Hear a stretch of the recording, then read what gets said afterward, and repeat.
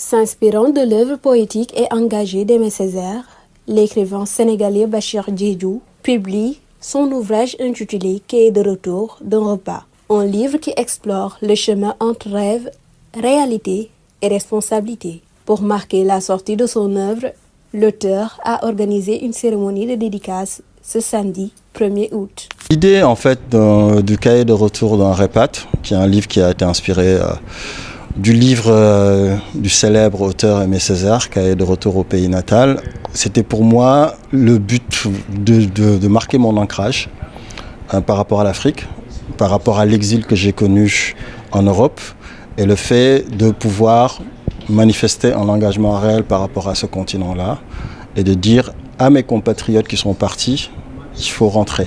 Et l'Afrique a besoin de ses fils et de ses filles.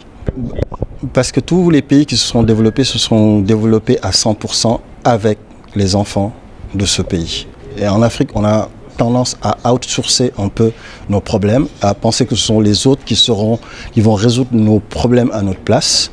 On pense que c'est l'Occident, on pense que c'est le FMI, on pense que c'est des cadres comme ça qui vont transformer le pays.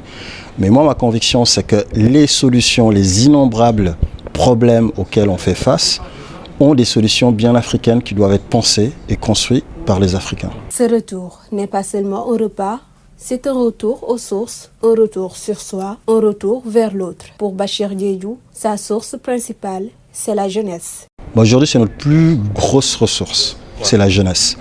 Un humain sur 4 sera africain en 2050 et 70% de ces humains-là seront en Afrique.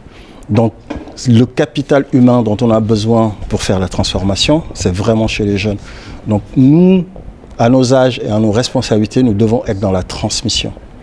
Et c'est là où vraiment moi j'engage tout le monde à aller vers la jeunesse, à accompagner cette jeunesse, parce que c'est finalement, in fine, c'est eux qui feront la transformation. Moi je vois plusieurs leviers, mais le premier, c'est l'activation du capital humain.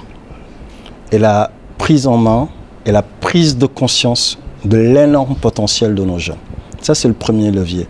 Le deuxième levier, c'est la transmission. C'est-à-dire que nous qui savons, il faut transmettre et il faut agir. L'autre levier, c'est d'agir sur les institutions. Parce que ce sont les institutions qui tiennent un pays, qui tiennent une nation. Et le quatrième levier, c'est avoir l'esprit de sacrifice. On ne peut pas transformer, on ne peut pas atteindre les objectifs, les sommets, sans un minimum d'esprit de sacrifice. En reprenant le flambeau d'Aimé Césaire, Bachir Diédhiou nous rappelle qu'écrire, c'est aussi retourner au pays natal. Et ce retour commence, pour lui, autour d'un repas entre les lignes d'un cahier.